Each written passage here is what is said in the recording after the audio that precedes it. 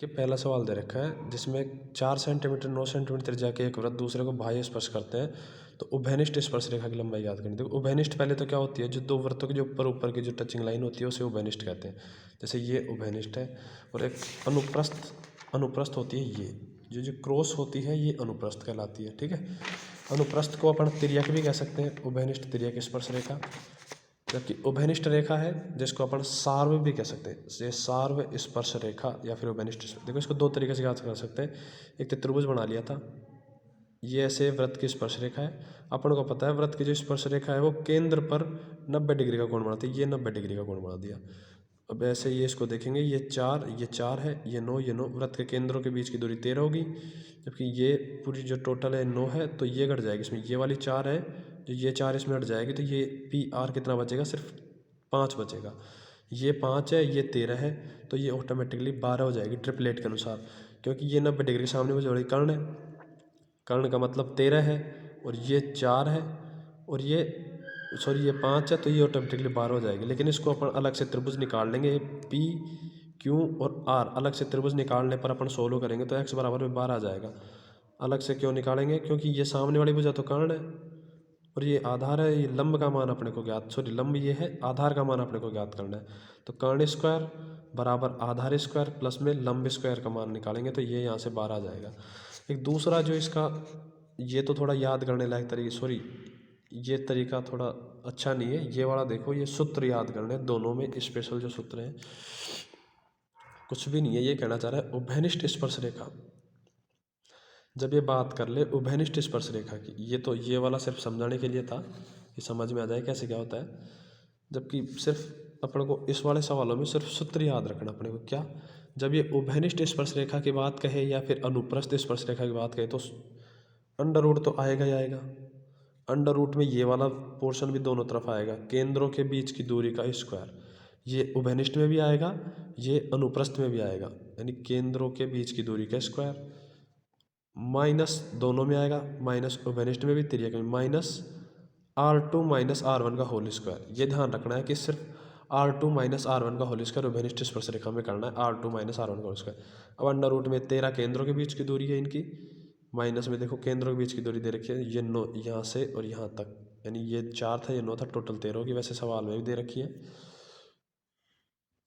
13 के square minus 5 के square, यानी 169 माइनस 25 का रूट यानी 12, यहाँ से 12 आ गया। ऐसे ही एक अगला सवाल दे रखा है, ये देखिए अगला सवाल है जो यही कह रहा है कि 8 सेंटीमीटर और 3 सेंटीमीटर त्रिज्या वाले दो वृत्तों के केंद्र के बीच की दूरी इसने दे रखी है। तो दोनों वृत्तों की सार्व स्पर्श रेखा या फिर उभयनिष्ठ स्पर्श रेखा, तो मैंने बताया था उभयनिष्ठ स्पर्श रेखा का जो सूत्र होता है अंडर रूट में क्या आएगा, दोनों केंद्रों के बीच की दूरी का स्क्वायर, दोनों केंद्रों के बीच की दूरी 13 के स्क्वायर, माइनस दोनों में आएगा माइनस, और R2 माइनस R1 यानी 8 माइनस 3 का होल स्क्वायर। ये सोल्व करेंगे तो वही 12 इसमें आ जाएगा। एक ये अनुप्रस्थ के लिए, ये देखिए ये एक सवाल दे रखा है 6 सेंटीमीटर और 3 सेंटीमीटर त्रिज्या वाले दो वृत्तों के केंद्रों के बीच की दूरी दे रखी है इसने 15। तो वृत्त की उभयनिष्ठ तिर्यक स्पर्श रेखा की लंबाई या फिर अनुप्रस्थ, या तो तिर्यक या अनुप्रस्थ रेखा की लंबाई, देखो तिर्यक या अनुप्रस्थ ये होता है, ये जो टेढ़ी वाली होती है ये, और जो सीधी वाली होती है उभयनिष्ठ। अनुप्रस्थ के लिए क्या करना है, अनुप्रस्थ का सूत्र भी ध्यान से देखें, कुछ भी नहीं इसमें, वही है सूत्र, अंडर रूट करना ही है, वही केंद्रों के बीच की दूरी का स्क्वायर करना है, माइनस वही माइनस करना है। लेकिन इसमें सिर्फ अंतर इतना है, इसमें दोनों त्रिज्याओं को जोड़ के स्क्वायर करना है। क्या, इसमें सिर्फ दोनों त्रिज्याओं को जोड़ के स्क्वायर करना है। देखो अनुप्रस्थ में और उभयनिष्ठ में सिर्फ एक ही अंतर है, सिर्फ यही अंतर है कि इसमें R2 प्लस में R1 हो रहा है और उभयनिष्ठ में R2 माइनस R1 का स्क्वायर हो रहा है। सूत्र याद रखना है, कुछ भी नहीं है, अंडर रूट केंद्रों के मध्य की दूरी का स्क्वायर माइनस, अनुप्रस्थ में तो R2 प्लस में R1 का होल स्क्वायर, जबकि उभयनिष्ठ हो तो R2 माइनस R1 का होल स्क्वायर। ये कुछ भी बेसिक सी एक चीज़ है, ये अनुप्रस्थ और उभयनिष्ठ वाली।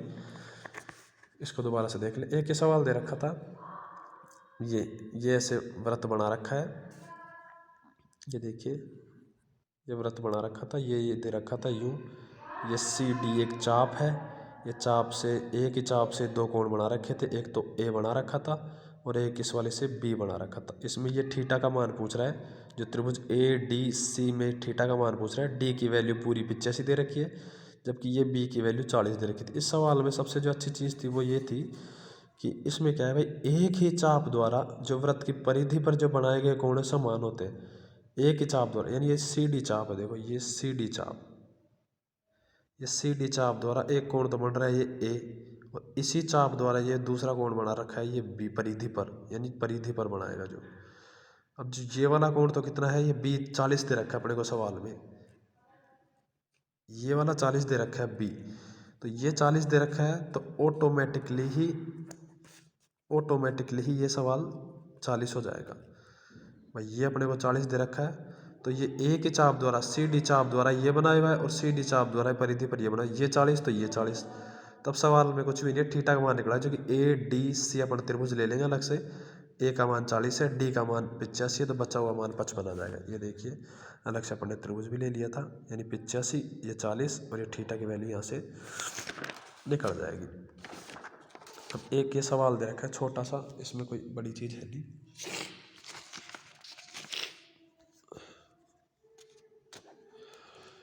ये कह रहा था दो पूर्ण संख्या ही दे रखी थी इसने। ये कह रहा है बड़ी संख्या के तिगुने को छोटी संख्या से विभाजित किया जाए तो भागफल 4 व शेषफल 3 आता है। अपन ने माना, ये देखिए मान लिया यहाँ पे, बड़ी संख्या को तो x मान लिया और छोटी संख्या को y मान लिया। इसमें कुछ नहीं है, जैसे जैसे सवाल कह रहे हैं अपन वैसे वैसे कर रहे हैं। ये यूँ कहना चाह रहा है कि बड़ी संख्या कितनी गुना, यानी बड़ी संख्या x माना है, बड़ी संख्या कितनी गुना यानी 3x को किससे विभाजित किया, छोटी संख्या यानी y से विभाजित किया, तो भागफल 4 आ गया और शेषफल 3 आ गया। तो इससे ये समीकरण बन गई, यानी कि 3x ये किसके बराबर आएगा, 3x है जो इन दोनों गुणा करेंगे 4y प्लस में 3। ये पहले भी पढ़ा रखा है इसे सवाल।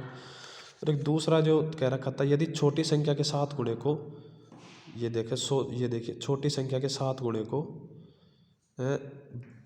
बड़ी संख्या से विभाजित किया जाए तो भागफल, तो ये बता रहा है भागफल 5 आएगा और शेषफल 1 आएगा। तो भागफल 5 शेषफल 1, तो ये कह रहा है छोटी संख्या क्या होगी। ये देखिए छोटी संख्या क्या होगी, इससे भी दो समीकरण, दूसरी समीकरण हो जाएगी, यानी कि 5x, इस 5 को x से गुणा करेंगे, प्लस में ये 1 करेंगे, 5 भागफल को भाज्य से गुणा करेंगे, नहीं भाजक से, 5x प्लस में 1 बराबर 7y। अब समीकरण 1 और समीकरण 2 को सोल्व कर लेंगे। देखो समीकरण 1 तो ये आएगी 3x माइनस 4y बराबर 3, और दूसरी 5x माइनस 7y बराबर माइनस में 1। तो इसमें कुछ नहीं, दोनों को बराबर कर लेंगे। देखो ये छोटी संख्या पूछ रहा था अपन से, क्या छोटी संख्या y थी, तो अपन y को बराबर नहीं करेंगे, अपन x को बराबर करेंगे, क्योंकि x को बराबर करने से क्या फ़ायदा है, x कट जाएगा और सीधा ही y का मान आ जाएगा अपने पास। तो x को बराबर कैसे करेंगे, ऊपर वाली को तो 5 से गुणा किया, नीचे वाली को 3 से गुणा किया, तो अपने आप तो ऑटोमेटिक 15 हो गया। ये गुणा करके ये काटा पिट्टी करने पर इसमें y बराबर में 18 आ गया। बस ये एक छोटा सवाल था। इसमें एक सवाल और दे रखा था कि एक छात्र के अंक 98 की बजाय 108 अंकित हो गए, मतलब कोई परीक्षा की कॉपी में 98 की बजाय 108 अंकित हो गए, तो इस कारण कक्षा का औसत अंक है जो 1/5 से बढ़ गया। किससे बढ़ गया, 1/5 से बढ़ गया। तो कक्षा में टोटल स्टूडेंट कितने होंगे। इस सवाल में कुछ भी नहीं करना है, आपको पता है कि 98 की बजाय 108 अंकित हो गए, मतलब कितने ज़्यादा, 10 एक्स्ट्रा अंकित हुए, और 10 जो एक्स्ट्रा आए वो किसके कारण आए, 1/5 के कारण आए, क्योंकि 1/5 से औसत बढ़ गया। तो 1/5 की वैल्यू 10 है, तो 1 की वैल्यू 50 आ जाएगी। ये सवाल थोड़ा कन्फ्यूजिंग है, इसे याद रखें।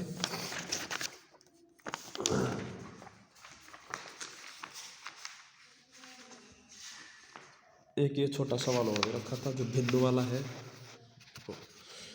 ये भिन्न दे रखी थी इसमें। देखो ये छोटी छोटी भिन्न दे रखी है कि 1/3 31%, जी 3/10 और 0.313 और ये 0.909/3। अब ये कह रहा था कि इन्हें बढ़ते हुए क्रम में लिखना है, मैंने पहले छोटी फिर बड़ी फिर बड़ी बड़ी बड़ी, तो बीच में कौन सी आएगी। देखो इसमें क्रॉस मेथड से भी कर सकते हैं, जैसे 1/3 और 3/10 वाले से इनको गुणा करेंगे तो 3 3 9 और 10, ये वाली बड़ी है। तो कुल मिला के मतलब ये है कि इससे कर सकते थे, लेकिन काफ़ी बहुत ही बड़ा हो जाता, लगभग इसमें इसको करने में ही अपन को 1 घंटा लग जाता। तो ऐसे नहीं करना है अपन को। देखो ये दे रखा है 1/3 31%, ऐसे 3/10 और 0.313 और ये, तो देखो इनको भाग दे लेंगे अपन, 1 में 3 का भाग देंगे, 1 में 3 का भाग देंगे तो अपन को पता है कि 0.333 आएगा, कोई दिक्कत नहीं। ऐसे ही 31/100, ये देखिए 31/100, 31/100 आया तो 2 बिंदु उठाएंगे, ऊपर पॉइंट लग जाएगा, यानी 0.300,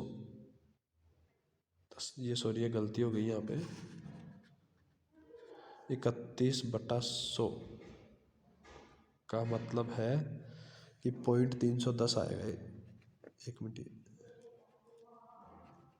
यानी ये तो आ गया 0.310, अब ये आया 0.30, और ये पहले से दे ही रखा है 0.313, और इसमें 3 का भाग देंगे तो 0.303, क्या आएगा 0.303, कुछ भी नहीं, इसमें 1/3 में 1 में 3 का भाग दिया तो 0.333, 31/100 था, 31/100 का मतलब 0.310, और 3/10 था तो 0.30 आ जाएगा। ये ऐसे कैसे, ये ऐसे कैसे, अब इसमें देख लेंगे बड़ा कौन सा है छोटा कौन सा है। तो मेरे हिसाब से तो सबसे छोटा आएगा ये 0.300, 0.30 का मतलब है, चाहे इसको 0.300 लिख लो, कोई वो आगे जीरो लगाने से कोई फर्क नहीं पड़ता है। ये 0.300 है, ये 0.303 है, ये 0.310 है, ये 0.313 है, ये 0.333। अब अपने आप समझ में आ रहा है कौन सा बड़ा है और कौन सा बड़ा नहीं है, तो ऑटोमेटिकली आप कर लेंगे। अब इसमें कोई बड़ी चीज़ नहीं है, ये सबसे छोटा है, मतलब 310 सबसे छोटा है, फिर 300, फिर 303 है, फिर 303 है। ये देखो इसके चक्कर में ये गलत हो गया सारा, इसमें कोई नहीं है, आप अपने हिसाब से चेक कर लेंगे कि भाई सबसे छोटा ये है, उससे बड़ा ये है 0.303, 0.303 से बड़ा 0.310 है, 0.310 से बड़ा 0.313 है, फिर 0.333 है। इस हिसाब से इसको सोल्व करके बीच वाला जो आएगा उसको लिख लेंगे। और इसमें कुल मिला के क्रॉस वाला दिमाग नहीं लगाना, इसमें भाग देना है बस।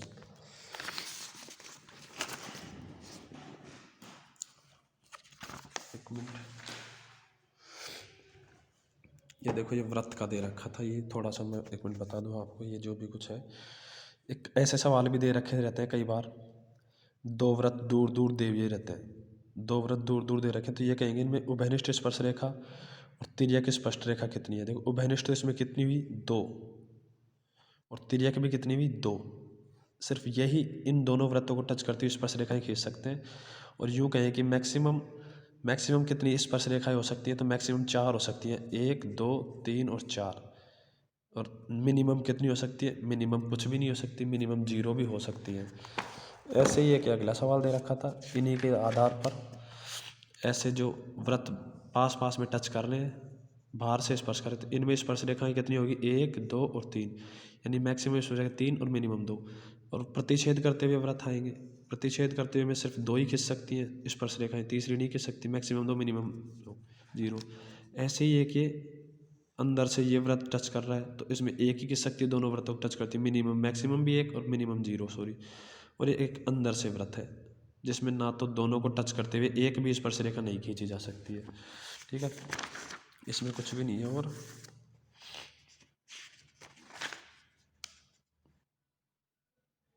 जो मैंने आपको बता ही दिया, ये उभयनिष्ठ है, उभयनिष्ठ के लिए क्या करना है, सीधी यानी सीधी के लिए अंडर रूट केंद्रों के बीच की दूरी यानी d² minus R2 minus R1 का स्क्वायर। और तिर्यक में कुछ भी नहीं है, तिर्यक में सिर्फ ये है कि d² भी आएगा, माइनस भी आएगा, ये R1 प्लस में R2 आएगा। देखो सीधी में तो क्या था R2 माइनस R1, और इसमें प्लस है, उसमें माइनस है, इसमें प्लस, इसका ध्यान रखना है बस, और कुछ भी नहीं है इसमें, ना कोई बड़ी चीज़ नहीं है। 1 मिनट, और एक इसका ध्यान रखना है कि अर्धवर्त में बना कोण समकोण होता है। ये देखो अर्धवर्त में बना रखा है ये कोण, जैसे अर्धवर्त में कोई भी परिधि पर कोण बनेगा तो 90 डिग्री होगा। जैसे ये है, ये ए बी व्यास है, ए बी व्यास पर ये 90 डिग्री का कोण बन रहा है, ये परिधि पर बन रहा है, परिधि पर बन रहा है तो 90 डिग्री होगा। कुल में अर्धवर्त पर बना कोण समकोण होता है। एक ये कल पढ़ाया था, जीवा पर केंद्र पर अंतरित कोण परिधि पर अंतरित कोण का दुगुना होगा, यानी ये केंद्र पर जो जीवा द्वारा केंद्र पर अंतरित कोण परिधि पर अंतरित कोण का दुगुना है, यानी ये थीटा है तो ये 2 थीटा होगा। और ये बेसिक सी आइडेंटिटीज़ हैं, इन्हें याद कर लेंगे रोक के। और एक छोटा सा जो त्रिज्या खंड वाली बात थी, 1 मिनट, जैसे ये वृत्त है, ये वृत्त दे रखा था। अब कोई चाप की लंबाई पूछ ले अपन से, जैसे ये वृत्त का केंद्र है और ये 60 डिग्री है। अब ये 60 डिग्री के लिए अपन को ये चाप की लंबाई पूछ ले, जो ये चाप की लंबाई है, ये क्या है, ये सिर्फ चाप है, ये वाला चाप है, ये चाप है। अपन को पता है कि ये पूरी जो परिधि है वो कितनी है, 2πr, और 2πr किसके लिए, 360 डिग्री के लिए, ठीक है। तो 1 डिग्री के लिए कितना आ जाएगी ये आ जाएगी 1 डिग्री के लिए 2πr बटा में 360, एज ए इसको थीटा मान लेते हैं अपन। तो थीटा के लिए कितना आ जाएगी, थीटा डिग्री के लिए, तो थीटा डिग्री के लिए थीटा को दोनों तरफ से गुणा कर देंगे।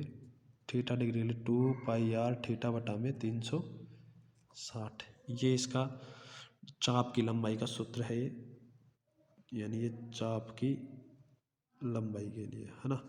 एक त्रिज्यखंड का क्षेत्रफल भी निकालते हैं। जैसे मान लीजिए ये थीटा के लिए, ये जो पूरा त्रिज्यखंड है थीटा डिग्री के लिए, इस त्रिज्यखंड का क्षेत्रफल क्या होगा। देखो पूरे का क्षेत्रफल अपने को पता है, जो कि 360 डिग्री के लिए होता है। 360 डिग्री के लिए कितना होता है, πr² होता है। तो 1 डिग्री के लिए कितना आ जाएगा, πr² अपॉन में 360। तो थीटा डिग्री के लिए कितना आ जाएगा, थीटा डिग्री के लिए आ जाएगा πr² थीटा बटा में 360। ये होता है चाप का, सॉरी त्रिज्यखंड का क्षेत्रफल।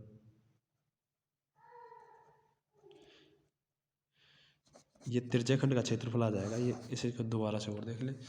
ये मेरे हिसाब से व्रत का टॉपिक शायद कंप्लीट है।